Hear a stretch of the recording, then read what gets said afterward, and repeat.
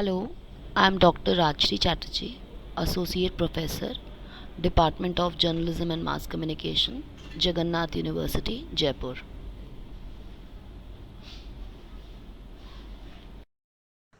Hello everyone. Today we are going to talk about normative theories. Four theories of press. Let's start with the introduction. Normative theories were first proposed by Fred Siebert, Theodore Peterson, and Wilbur Schramm in their book called Four Theories of the Press. At first, the word normative theory was pronounced in the USA during the height of Cold War and communism and Soviet.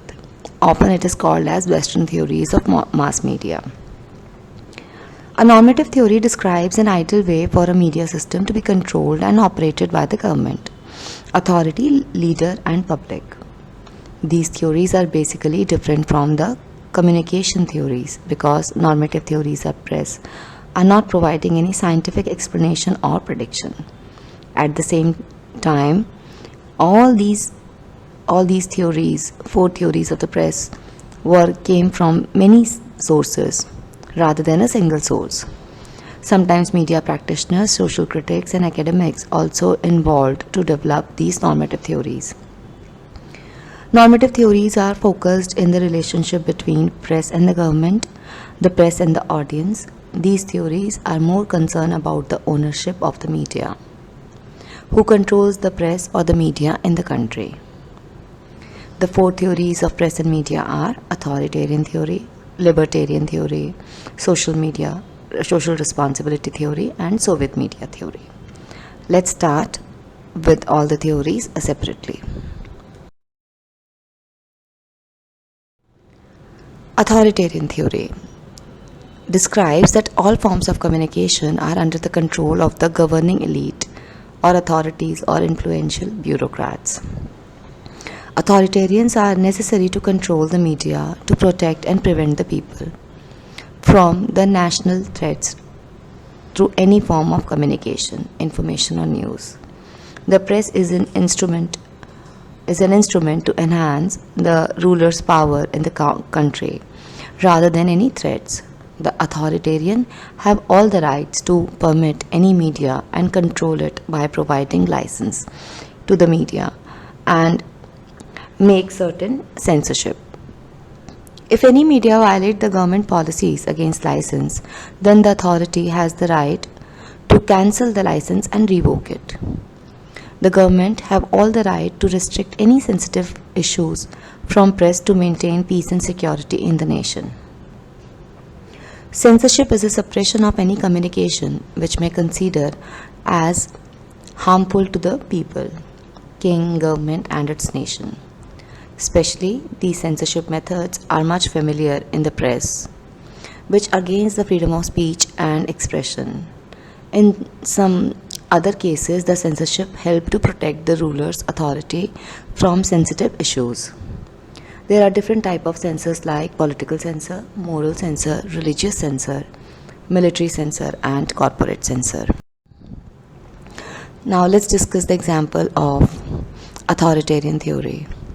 Here, journalists or any media person should not have any right to comment, discriminate, or stand against the government. Sometimes an authority gives considerable freedom to minority thoughts and cultural issues to promote them if it doesn't make any threat to authority or ruler. King is the authority who has all the rights to control the communication. No one can question against the king.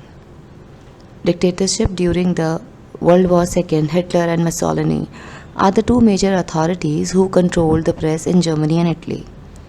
Press was under the control of the authority and no press can question against or publish against these two dictators. Few Century blocked WikiLeaks website from its country to maintain the internal security. Because the WikiLeaks are not ready to compromise the government censorship and realizing classified documents against the government. Now let's discuss libertarian theory. The libertarian theory is one of the normative theories of press, the theory which originally came from libertarian thoughts from 16th century in Europe. The libertarian theorists are against any authoritarian thoughts international trade, and urbanization. Undermine the power of a rural aristocracy which leads various social movements. Race includes the Protestant Reformation. The demands individual freedom and their own lives are free thoughts. Liberalism means information is knowledge and knowledge is power. Liberalism is free from the authority or any control or censorship. The libertarianism is an idea of individualism and limited government which is not harmful to another. Libertarian theory sees people are more enough to find and judge good ideas from bad. The theory says that people are rational and their rational thoughts lead them to find out what are good and bad. The press should not restrict anything. Even a negative content may give knowledge and can make better decisions while worse situation. The libertarian thoughts are exactly against or opposite to the authoritarian theory, which means the authoritarian theory says all forms of communication works under the control of government or elite like king. Now let's discuss the strengths and weaknesses. Freedom of press will give more freedom to media to reveal the real thing happening in the society without any censorship or any authority blockades. It is reliable with US media traditions. It gives more values for individuals to express their thought in media. Theory excessively positive about media is willing to meet responsibilities which may lead people into negative aspects. Is too positive about individual ethics and rationality, ignores need for reasonable control of media. It also ignores dilemma posed by conflicting freedoms. Example, WikiLeaks website published all sort of confidential or restricted files in public space and especially classified documents. These articles are providing brief knowledge about the government and its activities, which help people to identify what is happening in the society, and it gives great choices to elect a better president in future. Sometimes these documents may work against the government and its authority. That is why most of the country is not willing to allow libertarian thoughts because it may affect their power and kingdom. Its activities will help people to identify what is happening in the society. Next theory is social responsibility theory. In the mid-20th century, most of the developing countries and third world nations have used this social responsibility theory of the press, which is associated with the Commission of the Freedom of Press. The United States in 1949, in the book Four Theories of the Press, it's been stated that pure libertarianism is antiquated, outdated and obsolete. That paved the way of replacement of libertarian theory and with the social responsibility theory. Social responsibility theory allows free press without any censorship, but at the same time, the content of the press should be discussed in public panel, and media should accept any obligation for public interference or professional self-regulation, or both. This theory lies between both authoritarian and libertarian theory because it gives total media freedom in one hand but the external controls in the other hand. Here the press ownership is private. The social responsibility theory moves beyond the simple objective reporting, facts reporting, to interpretative reporting like investigative reporting.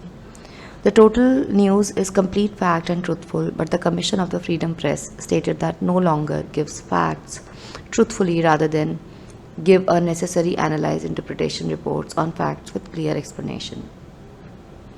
The theory helped in creating professionalism in media by setting up a high level of accuracy, truth and information. The Commission of Press Council also included some tasks based on social responsibility of media, which are as follows. Formulate the code of conduct for the press, improve the standard of journalism, safeguarding the interest of journalism and journalists, criticize and make some penalty for violating the code of conduct. This theory also allows everyone to say something or express their opinion about the media. Community opinion, consumer action and professional ethics. Serious invasion of recognized private rights and vital social interest. Private ownership in media may give better service unless government has to take over to assure the public to provide better media services. Media must take care of social responsibility, and if they do not, government or the other organization will do critics of social responsibility. Avoid the conflict situation during war and emergency by accepting the public opinion. Media will not play monopoly because the audience and media scholars will raise questions if media publish or broadcast anything wrongly or manipulate any story. Media standards will improve. Media will concern all class audience rather than focus on higher class and the society. Media may work autonomously, but certainly thing is controlled by the government and other public organization. Now let's discuss the last theory, that is Soviet media theory. After the 1917 revolution, the Soviet Union was restructured a new political system based on Marxist-Leninist principle. The newly formed Communist Party by Lenin show interest in the media, which serves to the working class in the country and their welfares. So the Soviet originates a theory from Marxist-Leninist and Stalinist thoughts, with mixture of Georg Wilhelm Friedrich Hegel. Ideology is called Soviet media theory. Is also known as the communist media theory. The same theory was developed and followed by Adolf Hitler's Nazi in Germany and Benito Mussolini in Italy.